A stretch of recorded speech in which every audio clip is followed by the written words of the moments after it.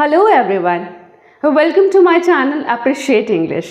I'm सांदिला Tiwari और आज हम डिस्कस करेंगे एक नया चैप्टर लॉस्ट स्प्रिंग जिसे लिखा है अनीश जंग ने। अनीश जंग सबसे पहले मैं बता दूं क्योंकि नाम से क्लियर नहीं हो रहा है, ये एक फीमेल राइटर, एक इंडियन ऑथर जिनका जन्म हुआ था 1944 में रौरकेला उड़ीसा के अंदर। ये एक जर्नलिस्ट भी हैं। इन्होंने कई सारे कॉलम्स लिखा द टाइम्स ऑफ इंडिया के लिए और भी कई न्यूज़पेपर्स के लिए। और ये जो आपका चैप्टर है ना लॉस्ट स्प्रिंग, ये इनकी book lost spring stories of stolen childhood से लिया गया। अनीश जंग ने कई सारे सोशल प्रॉब्लम्स के ऊपर लिखा है, जैसे ये चैप्टर आपका लॉस्ट स्प्रिंग ये चाइल्ड लेबर को डील करेगा, ये चाइल्ड लेबर को डिस्कस करेगा। फिर उन्होंने एक बुक लिखी जिसका नाम है अनवीलिंग इंडिया, एक बहुत ही फेमस बुक जो बात करती है मुस्लिम विमेंस के बारे में, उनकी कंडीशंस के बारे में। उनकी कंडीशंस मीन्स जब उनसे बहुत सारा पर्दा कराया जाता है तो उनकी कंडीशन क्या होती है उस बारे में। और भी उन्होंने कई सारी बुक्स लिखी हैं, ब्रेकिंग द साइलेंस। इन्होंने सोशल इश्यूज पे बहुत बात की है, बहुत लिखा है। ये चैप्टर लॉस्ट स्प्रिंग डिस्कस करता है चाइल्ड लेबर को, चाइल्ड सफरिंग्स को, बच्चों से कैसे स्कूल जाने की अपॉर्चुनिटीज़ भी छीनी जा रही हैं, पॉलिटिकल सिस्टम कितना लाचार है, कितना करप्ट है, जो कुछ नहीं कर पा रहा है, बच्चों से चाइल्ड लेबर कराया जा रहा है, जो प्रोविटेड है। अब देखिए, एक तरफ ये चैप्टर डिस्कस कर रहा है चाइल्ड लेबर को, बच्चों के सफरिंग्स को, दूसरी तरफ इसका नाम है लॉस्ट स्प्रिंग। स्प्रिंग देखिए, स्प्रिंग सीजन जो विंटर सीजन के बाद आता है, और स्प्रिंग सीजन में बहुत सारे जो हमारे फसल है ना वो हार्वेस्ट किए जाते हैं, बहुत सारे फेस्टिवल्स मनाए जाते हैं। इनफैक्ट पत्ते, नए नए पत्ते उगते हैं। आम अभी जो आप खाएंगे, मैं खाऊंगी, आम की जो ये मंजरियाँ होती हैं ना, ये जो फ्लावर्स आते हैं फ्रूट्स और वेजिटेबल्स के, वो सबसे ज़्यादा स्प्रिंग सीजन में आते हैं। तो स्प्रिंग सीजन को बेसिकली हम जानते हैं जॉय के लिए, हैप्पीनेस के लिए, यूथफुलनेस के लिए, सेलिब्रेशंस के लिए। चाइल्डहुड भी वही स्टेज होता है, ग्रोइंग स्टेज होता है, जहाँ पे बच्चे सीख रहे होते हैं, नई लाइफ उनकी शुरू हो रही होती है, कंप्लीटली वो ग्रोइंग एज में होते हैं, हंस रहे होते हैं, खेल रहे होते हैं। तो लॉस्ट स्प्रिंग का मतलब है लॉस्ट चाइल्डहुड। स्प्रिंग यहाँ किसे सिंबलाइज कर रहा है? चाइल्डहुड को। अब हम इस चैप्टर के थीम्स को डिस्कस कर लेते हैं। ये चैप्टर इन सारे थीम्स पे बेस्ड है। प्लीज़ एक बार आप स्क्रीनशॉट ले लीजिए। सबसे पहले इसमें अनीश जंग ऑथर ने क्या किया है, चाइल्ड लेबर डिस्कस किया है। उसके बाद उन्होंने बताया है पावर्टी की वजह से, ठीक है, इनफैक्ट सॉरी, उन्होंने पावर्टी भी डिस्कस किया है, ठीक है। पावर्टी की वजह से, गरीबी की वजह से कैसे बच्चों से काम कराया जाता है और स्कूल जाने की जो उनकी अपॉर्चुनिटीज़ है, जो प्रिविलेजेस है, उनको एजुकेशन मिलने की, वो छीनी जाती है। फिर देखिए कैसे बच्चे सफ़र कर रहे होते हैं, छोटे छोटे बच्चे इतना टफ काम कर रहे होते हैं। सोसाइटी कितना इनसेंसिटिव बिहेव करता है। अगला है पुअर लॉ इन्फोर्समेंट। इंडिया का पॉलिटिकल सिस्टम कितना इनकॉम्पिटेंट है, यूजलेस है, जो देख रहा है हमारे मिनिस्टर्स, हमारे ब्यूरोक्रेट्स सरेआम देखते हैं।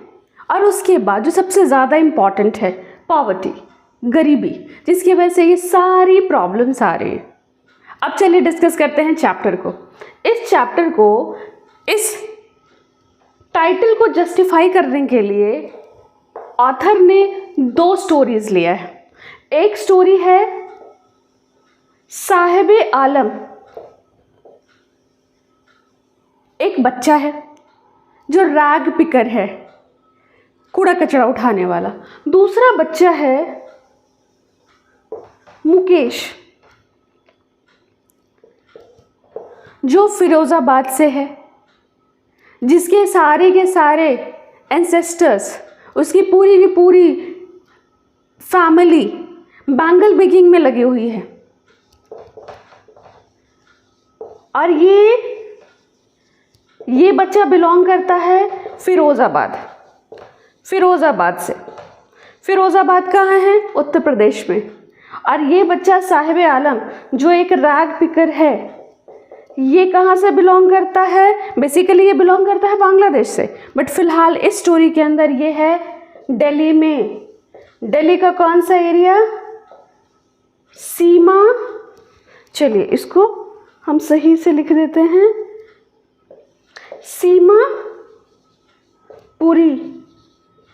चैप्टर का पहला पार्ट जो रैग पिकर्स के ऊपर बेस्ड है, वो रैग पिकर्स बेसिकली 1971 में इंडिया पाकिस्तान जब वॉर कर रहा था ना, और उसी समय उसी वॉर के बाद बांग्लादेश बना था, ठीक है।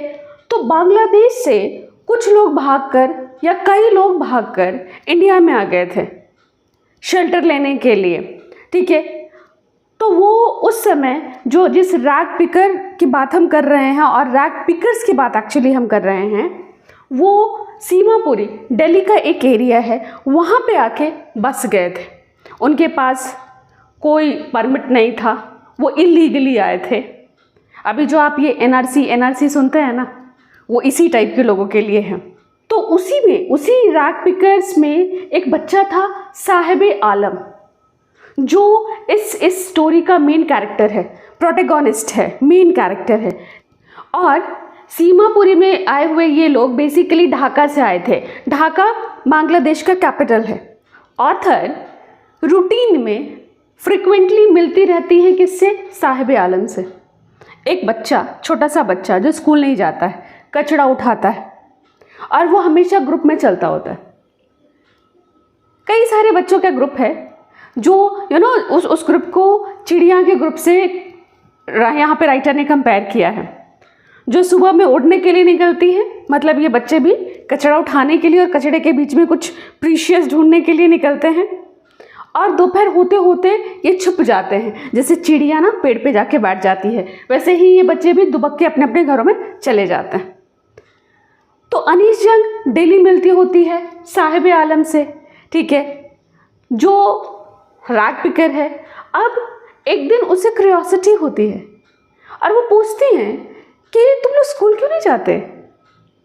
उसके बाद उन्हें रियलाइज़ होता है कि यार क्या ये बच्चे इतने कैपेबल हैं क्या, और अगर कैपेबल हैं ही तो ये कचरा क्यों उठाएंगे, ये स्कूल क्यों नहीं जाएंगे अगर कैपेबल होते। फिर उसे खुद शर्म आती है कि यार मैंने क्या पूछ लिया। साहिब आलम साहिब बताता है कि मेरे घर के पास कोई स्कूल नहीं है।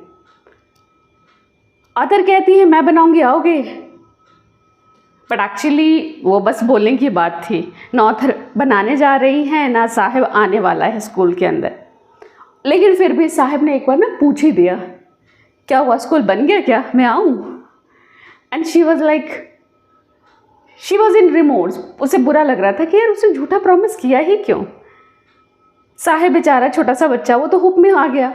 फिर उसने खुद को कंसोल किया कि यार चलो मैं अकेली नहीं हूँ जो फॉल्स प्रॉमिसेस करती हैं, कई सारे लोग करते हैं। अब इन्हीं से बातों के दौरान ऑथर ने पूछा साहिब से कि तुमने चप्पल क्यों नहीं पहन रखी है। अब इससे पहले कि वो कोई रिप्लाई दे पाता, एक बच्चा तुरंत बोला इसकी मम्मी ना चप्पल स्टैंड से नीचे उतारती ही नहीं है। अब दूसरा बच्चा जिसने चप्पल पहन रखी है वो कहता अरे इसकी मम्मी उतार भी दे तो ये कौन सा पहनने वाला है। तो ऑथर को रियलाइज़ हुआ कि जब लोग इतने गरीब होते हैं ना कि वो बेसिक नीड्स अफोर्ड नहीं कर सकते, चप्पल खरीदना अफोर्ड नहीं कर सकते हैं, तो वो एक बड़ा अच्छा एक्सक्यूज़ देते हैं। वो बेयर फुट रहने का, खाली पैर रहने का एक अच्छा एक्सक्यूज़ देते हैं। और वो एक्सक्यूज़ क्या है? वो है कि यार हमारे यहाँ तो कल्चर है पैदल चलने का, मुझे तो पसंद है। क्योंकि वो अपनी गरीबी छुपाते हैं, वो अपना तकलीफ़ छुपाते हैं ये कह के। और जब वो बच्चों से ये सब बातें चप्पल के रिगार्डिंग कर ही रही थी कि उसे एक इंसिडेंस याद आता है। एक बार वो उडुपी शहर में थी जहाँ पे एक पुजारी का बच्चा, एक प्रीस्ट का बच्चा, प्रीस्ट इज पुजारी, प्रीस्ट का बच्चा वो टेम्पल के सामने रुक के हर दिन प्रे करता है कि भगवान प्लीज़ मुझे एक नई चप्पल दिला दो। अब जब 30 इयर्स के बाद ऑथर जाती है उस जगह पे, वो बच्चा तो डेफिनेटली नहीं था वहाँ पे, उसकी फैमिली नहीं थी, बट दूसरा पुजारी था जिसका बच्चा इस बार जूते पहने हुए था। ऑथर को बड़ा अच्छा लगा कि ठीक है, एक बच्चे ने ना, एक प्रीस्ट के बच्चे ने चप्पल मांगी थी भगवान से, भगवान ने जूते दे दिए। फिर जब उसने उस नए बच्चे को ना जूते पहने हुए देखा, नए जूते पहने हुए देखा, तो उसे याद आया कि अरे यार, उसने एक और बच्चा देखा था जो भगवान से प्रे कर रहा था, भगवान जूते दिला तो दिए हैं, अब प्लीज़ इसे वापस नहीं लीजिएगा। मतलब गरीबी से भगवान तुमने निजात दिला तो दी है, बेसिक नीड्स हमारी फुलफिल कर तो दी है, इसे वापस से मत छीनना। यहाँ ऑथर ये बताना चाहती है, प्रीस्ट के बच्चों ने ना प्रे किया, भगवान ने किसी तरह उन्हें ब्लेस कर दिया बेसिक नीड से, चप्पल से, जूतों से। इन रैग पिकर्स के बच्चे, ये जो कूड़ा कचरा उठाने वाले लोग हैं, उनके बच्चों को भगवान कब ब्लेस करेगा, उनको कब चप्पल और जूते देगा। सीमापुरी में बेसिकली 10,000 से ज़्यादा, और मैं बात कर रही हूँ अभी की नहीं, मैं काफ़ी सालों पुरानी बात कर रही हूँ, अभी की क्या पॉपुलेशन है मुझे नहीं पता। तो उस समय 10,000 से ज़्यादा लोग रैग पिकर्स थे सीमापुरी के अंदर। मतलब सीमापुरी के अंदर सरवाइव करना वॉज लाइक रैग पिकिंग करना, कचरा उठाना, और सीमापुरी में सरवाइव करना एक ही टर्म था। बांग्लादेश से लोग आए थे बिना किसी लाइसेंस के, बिना किसी परमिशन के, बिना किसी आइडेंटिटी कार्ड के, क्योंकि वो इलीगली आए थे। तो ये सीमापुरी में रह तो रहे थे, बट इनके पास कोई आईडी नहीं था, ये इलीगल लोग थे। हाँ, बट इनके पास राशन कार्ड था, और इनका नाम वोटर्स लिस्ट में था। आज जहाँ जहाँ गवर्नमेंट कह रही है एनआरसी लाओ, इलीगल लोग जो सालों पहले आ गए थे, अब वो लीगल हो चुके हैं, पेपर बना के, डॉक्यूमेंटेशन करके। बट जो गवर्नमेंट थेसिस देती है, पता नहीं कर पाए या ना कर पाए, वो एनआरसी के बारे में बात कर रही होती है, वो इसी टाइप के लोग। यहाँ पे लोग सीमापुरी के अंदर आए बिना आईडी के, इलीगली आए थे, बट इनके पास राशन कार्ड था, वोटर लिस्ट में इनका नाम था। ठीक है, अब देखिए, आईडी वैसे भी इम्पॉर्टेंट नहीं है, क्योंकि आईडी से पेट थोड़ी भरता है, राशन कार्ड से भरता है। सस्ते राशन कार्ड से मिलते हैं, और क्योंकि इनका नाम एक बार वोटर लिस्ट में आ गया, तो कौन पॉलिटिशियन चाहेगा कि हाँ जी इनको निकाल दो और अपना वोट बैंक कम कर लो। नहीं संभव है। जब ऑथर ने साहिब आलम की माँ से पूछा कि जब आप लोगों के पास घर था, इतना कुछ था बांग्लादेश में, तो क्यों छोड़ा आप लोगों ने, आप लोग यहाँ इलीगल वे में क्यों रह रहे हैं, वो भी सीमापुरी का कंडीशन इतना ख़राब है जहाँ पे बेसिक फैसिलिटीज़, साफ़ सफाई, मतलब अनहाइजीनिक कंडीशन है। तो उस तरह की कंडीशन में आप क्यों रह रही हैं, जबकि आपके पास, अगर आप जैसा बता रही हैं कि आपके पास ढाका में, बांग्लादेश में घर था, तो साहिब की माँ कहती है कि हाँ हमारे पास था तो खेत, बट वो खेत हमें फसलें नहीं देती थी, हमारा पेट नहीं भर पाती थी, हम खाली पेट सोते थे। तो ठीक है, गंदे जगह पे रह रहे हैं, बट पेट तो भर रहा है। और हमारे लिए कचरा उठाना, रैग पिकिंग, बेसिकली सर्च करना है किसे, to search gold in garbage. और इसी उम्मीद में वो अपना शहर, अपना कंट्री छोड़ के आए थे कि हम बड़े शहर में चले जाएंगे, छोटा मोटा काम करेंगे और हम किसी तरह गुजारा कर लेंगे। So for the people of Seemapuri और rag pickers, searching garbage is basically searching gold in garbage. मतलब वेस्ट मटेरियल्स के बीच में से कुछ ऐसा ढूंढने की कोशिश करना जो उनका पेट भर दे। यहाँ पे देखिए, गार्बेज को एग्जैगरेट करके, क्योंकि वो रोटी देता है सीमापुरी के लोगों को, रैग पिकर्स को, इसीलिए उसे गोल्ड कहा है, एग्जैगरेट किया हुआ है इस लाइन को।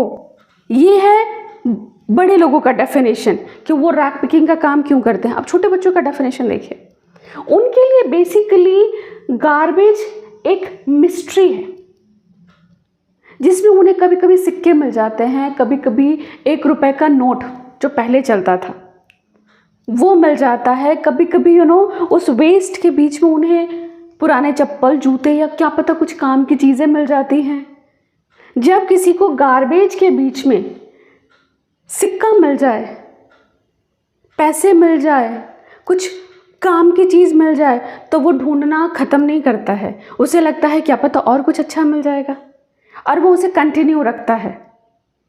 आपके बुक में एक फ्रेज़ यूज़ किया है, एक लाइन यूज़ किया है कि जब लोगों को ना चांदी के सिक्के मिल जाते हैं या चांदी मिल जाता है गार्बेज के अंदर, तो लोग ख़त्म नहीं करते हैं ढूंढना। तो यहाँ चांदी का मतलब है समथिंग फॉर सर्वाइवल, वेस्ट के अंदर मिल जाना। तो हर दिन ऑथर देखती थी साहिब को कि वो एक अपने झुंड के साथ प्लास्टिक का बैग कैरी करता था अपने कंधे पे, जिसमें बहुत सारा वेस्ट मटेरियल रखता था। एक दिन ऑथर जब साहिब से मिली तो उन्होंने देखा कि साहिब डिस्कलर्ड कपड़ों के ऊपर, शॉर्ट्स और पुराने कपड़ों के ऊपर उसने टेनिस शूज़ पहना हुआ था। उसे थोड़ा स्ट्रेंज लगा, हंसी आई, नॉट सरकास्टिकली कि हाँ यार बच्चा कितना इनोसेंट है, देखो यार इसके लिए कितना प्रीशियस है ये कपड़ा और ये जूता, जबकि ये डिस्कलर्ड है और उस जूते में होल था। तो उसने देखा कि साहिब ने पहना हुआ है, तो उसे रियलाइज़ हुआ कि अच्छा किसी अमीर बच्चे ने ना उसे फेंक दिया होगा कि जूते में छेद हो गया, अब मैं तो नहीं पहने जा रहा। तो साहिब ने पहन लिया। और उसी कन्वर्सेशन में साहिब ना जब 2 टेनिस खेलते हुए लोगों को देख रहा था, सर्दी का टाइम था, तो उसने बताया कि मैं तो इनको देखने आता हूँ, और ये जो वॉचमैन है ना ये मेरे को चुपके से अलाउ करता है झूला झूलने के लिए। साहिब जब एक दिन और मिला ऑथर से, तो ऑथर ने देखा आज साहिब के कंधे पे प्लास्टिक बैग नहीं है, आज उसके कंधे पे एक कंटेनर अपने कंधे पे रखा हुआ था। ऑथर ने पूछा क्या ये कंटेनर? तो उसने बताया कि मैं जा रहा हूँ दूध की दुकान में दूध लेने, अब मैं टी स्टॉल पे काम करता हूँ, मेरे को खाना मिलता है और 800 रुपीज़ पर मंथ मिलता है। ऑथर सोच रही थी कि यार ये जब ये प्लास्टिक उठाता था तो बड़ा खुश होता था, क्या ये बच्चा अब खुश है जब ये नया काम कर रहा है और कह रहा है मेरे को, पहले ये कहता था हाँ मेरे को तो कभी कभी 1 रुपए का नोट मिलता है, सिक्का मिलता है, तब वो इतना खुश था। आज जब ये कह रहा है कि खाने के अलावा मेरे को 800 रुपीज़ मिलते हैं, तो क्या ये खुश है? उसने देखा नहीं, वो बच्चा खुश नहीं था। वो बच्चा अब उसका इनोसेंस जा चुका था उसके चेहरे पे, उसके चेहरे से। वो अब एक काइंड ऑफ रिस्पॉन्सिबल टाइप, एक बोझ तले दबना उस टाइप का वो दिख रहा था। अच्छा नहीं लग रहा था ऑथर को देख के उस बच्चे को, और ऐसा लग रहा था जब ऑथर उसको देखती थी ना प्लास्टिक बैग कैरी करते हुए, तो वो देखती थी वो इंजॉय करता है और प्लास्टिक बैग उसके कंधे को भारी नहीं लगता था। बट ये जो कंटेनर है ना दूध का, ये उसके कंधे को भारी लग रहा है। ये बच्चा अब फ्री नहीं है, अब ये सर्वेंट है। पहले उसको सिक्के मिलते थे बट वो खुद का मालिक था, अब वो किसी का नौकर आ गया है, किसी का नौकर बन गया है। अब वो फोर्स्ड लेबर के अंदर आ चुका है, अब वो चाइल्ड लेबर का विक्टिम बन गया है कंप्लीटली। ये तो था एक स्टोरी, साहिब आलम, साहिब की स्टोरी। अब देखते हैं दूसरा स्टोरी। स्टोरी के दूसरे पार्ट में मेन कैरेक्टर है, प्रोटैगनिस्ट है मुकेश, दूसरा बच्चा। वो बिलोंग करता है कहाँ से? फिरोज़ाबाद से। फिरोज़ाबाद उत्तर प्रदेश, जो अपनी बैंगल मेकिंग इंडस्ट्री के लिए जाना जाता है, कांच का शहर उसे कहते हैं। वो बच्चा जिसका पूरा परिवार, जिसका पूरा खानदान, पूरी एंसेस्ट्री लगी हुई है बैंगल मेकिंग पे, वो कहता है कि नहीं, उसने बैंगल मेकिंग नहीं करनी, उसने कार चलाना है, उसको कार ड्राइवर बनना है। और ये जो उसका जो ड्रीम है ना कार ड्राइवर बनने का, वो बेसिकली एक मिराज की तरह है। बैंगल मेकिंग इंडस्ट्री में जब कांच को पॉलिश किया जाता है, कांच के बैंगल्स को पॉलिश किया जाता है, तो बहुत सारा डस्ट उड़ता है। तो उस डस्ट के शहर में जो एक मिराज डेवलप हुआ है ना, जो कभी पूरा नहीं हो सकता, जो झूठा सपना है, मिराज आप जानते हैं, जब आपको लगता है कि हाँ पानी है, ठीक है, लेकिन एक्चुअली पानी होता नहीं है, वो एक इल्यूजन होता है। उसी तरह मुकेश का इल्यूजन है, उसका इल्यूजन है कि हाँ वो एक बार वो कभी कार ड्राइवर बन जाएगा। उसका ड्रीम बेसिकली एक इल्यूजन है। मुकेश की पूरी फैमिली और मुकेश के साथ कई सारे हज़ारों बच्चे बैंगल मेकिंग इंडस्ट्री में लगे हुए हैं, बैंगल्स के फैक्ट्रीज़ में काम करते हैं जो प्रोहिबिटेड है। इस तरह के काम में बच्चों को आप इंगेज नहीं कर सकते हैं, क्योंकि होता क्या है, बैंगल्स शाइन करता है तो उसको शाइन करने के लिए पॉलिश किया जाता है, और उसको पॉलिश करते समय बहुत ज़्यादा डस्ट उड़ता है। उस डस्ट से काफ़ी ज़्यादा हेल्थ प्रॉब्लम्स क्रिएट होता है। बैंगल्स का जो शेप होता है सर्कुलर शेप, यस, को देने के लिए फर्नेस में बहुत हाई टेम्परेचर में बच्चों को अंदर भेजा जाता है, जो प्रोहिबिटेड है एक्चुअली लीगली। इससे होता ये है कि क्योंकि बच्चों को फर्नेस में रहने की आदत पड़ जाती है काफ़ी घंटों तक, तो जब वो दिन में बाहर आते हैं उनकी आंखें एडजस्ट नहीं कर पाती हैं लाइट को, और वो एक एडल्टहुड के एक पर्टिकुलर एज आने से पहले ही अंधे हो जाते हैं, या उनकी आईसाइट काफ़ी ख़राब हो जाती है, वो पार्शियल ब्लाइंड हो जाते हैं। इनफैक्ट जो डस्ट होता है, वो पॉलिशिंग में डस्ट उड़ता है, उससे रेस्पिरेटरी प्रॉब्लम्स भी कहीं ज़्यादा होते हैं। मुकेश कह रहा है कि यार मैंने ना कार ड्राइवर बनना है। फिरोज़ाबाद के जिस एरिया में मुकेश रहता है, मुकेश ऑथर को वहाँ अपने साथ लेके जाता है। वो एक पतली सी लेन है, बहुत गंदी सी, जिसपे छत के मकान नहीं हैं, छत के बजाय टिन से ढके हुए हैं हट्स। कहीं पे दरवाजे आधे टूटे हुए हैं, कहीं पे दरवाजे ऐसा लग रहा है जैसे आपने ज़ोर से खोल दिया तो वो गिर जाएंगे। बहुत ही गंदा सा जगह है।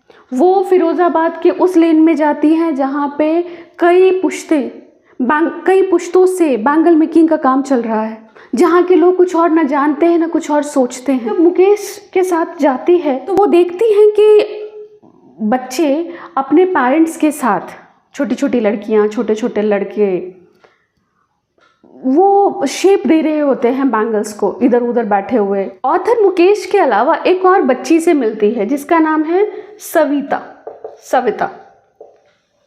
एक बूढ़ी औरत के साथ बैंगल्स बना रही होती है। इनफैक्ट वहाँ के लोगों ने किया ही क्या है, सारी ज़िंदगी चूड़ियाँ बनाने ही तो सीखी हैं। उनके फोर फादर्स ने चूड़ियाँ ही तो बनाई हैं, और क्या किया है। जब ऑथर ने बात किया मुकेश के फैमिली से, तो मुकेश के फैमिली में पता चला कि उसके फादर हैं, वो खुद है, और उसका भाई है, उसकी एक भाभी भी है जो उन सबके लिए खाना बनाती है, उन लोगों का ख्याल रखती हैं। मुकेश के फादर ने बताया कि जस्ट बिकॉज मैं इन लोगों को स्कूल भेजा और बैंगल बनाना सिखाया, उसके अलावा मेरे पास पैसे नहीं थे कि मैं एक घर भी बना सकूं। मैं इतना ही अफोर्ड कर पाया। इनफैक्ट ऑथर जितने भी लोगों से मिली, वहाँ के लोगों से, उन सब ने यही कंप्लेन किया कि हाँ हमने सारी ज़िंदगी काम किया, बट हमें, कुछ औरतों ने कहा कि हमें तो पलट के ना रिटर्न में भर पेट सारी ज़िंदगी एक टाइम का खाना नसीब नहीं हुआ। कुछ लोगों ने कहा कि हमने और हमारे एंसेस्टर्स ने बहुत मेहनत किया पर हम घर तक नहीं बना पाए। एक दो लोगों ने कहा, किसी ने कहा कि हाँ जी मेरी अचीवमेंट तो ये है कि बाकी कई लोग घर नहीं बना पाए बट मैं बना पाया। तो वहाँ सारे के सारे लोग रोना रो रहे थे कि हाँ हम इतना काम तो कर रहे लेकिन हमारे पास पैसे नहीं हैं।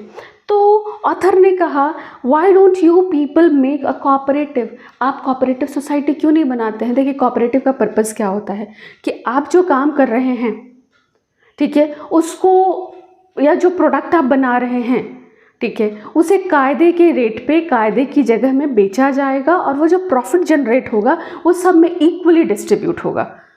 इनफैक्ट कोऑपरेटिव सोसाइटीज़ को गवर्नमेंट भी सपोर्ट करती है।